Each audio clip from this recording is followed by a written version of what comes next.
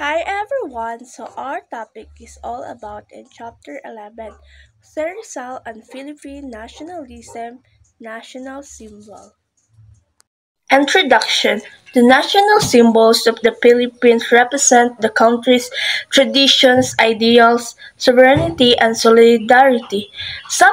Are official recognized by law, while others are unofficial but widely known. So, ang national symbols is the represent sa country's traditions, ideas, sovereignty, and solidarity. These symbols are divided into two categories: the official national symbols and the unofficial national symbols.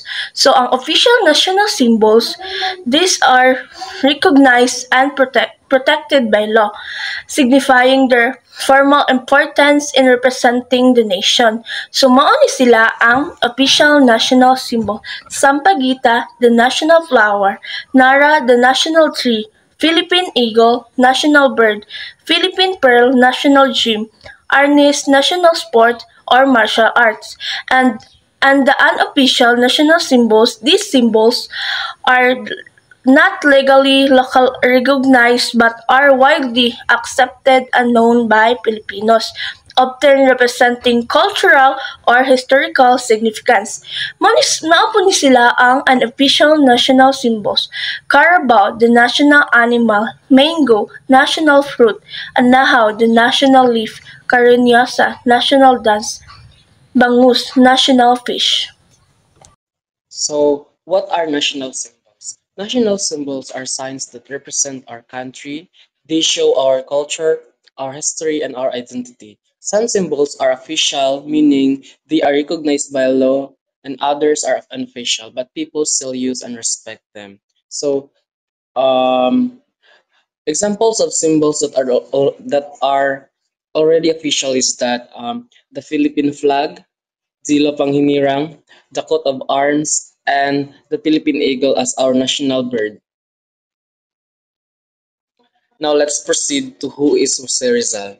Jose Rizal is known and accepted as our national hero. However, based on the law, he was never officially declared, and people still accept him because of tradition and important things he did for our country. So, how a symbol becomes official? A symbol becomes official only if there is a law or proclamation, there is a process that the government must follow. The public should be also informed and consulted before a symbol becomes official.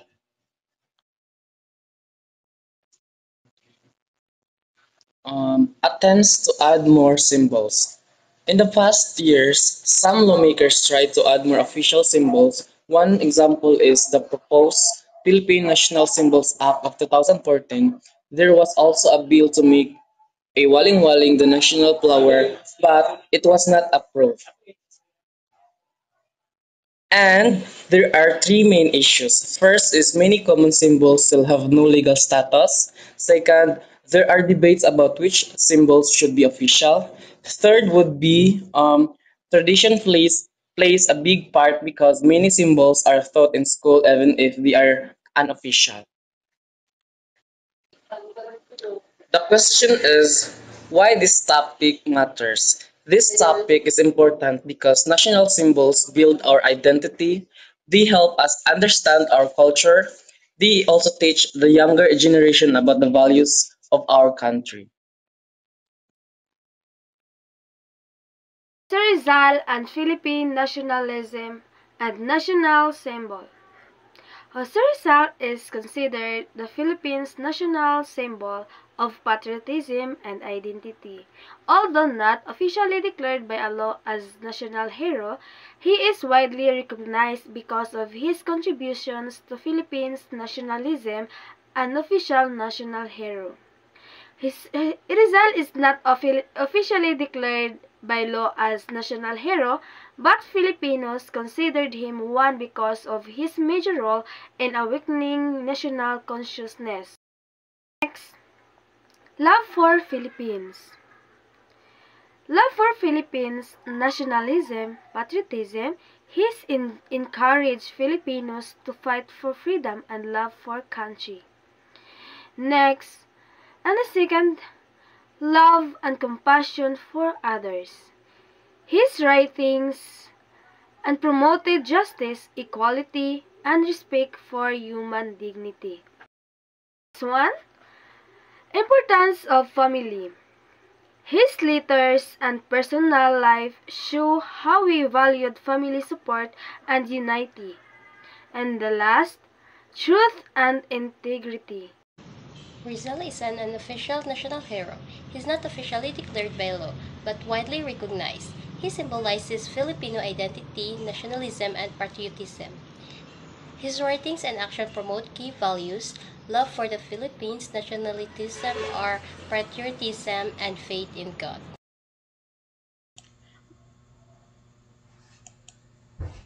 Good evening, everyone.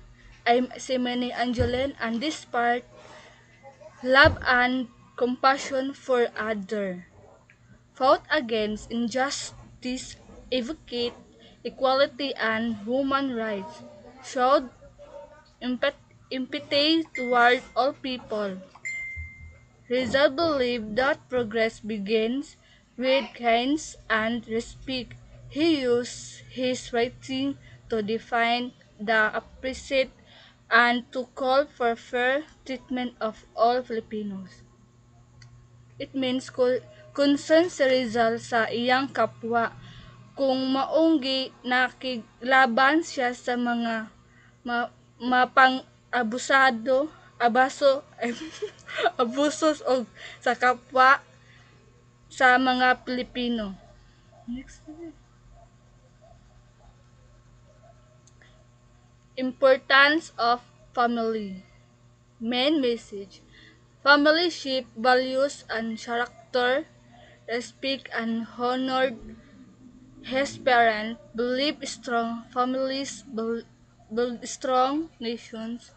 Rizal grew up in a close family who supported his educated and values.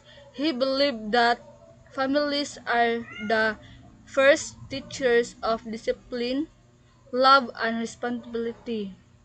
It means duol si Rizal sa iyang pamilya maong nagtuo siya nga diri siya magsugod para sa maayong pamatasan at values.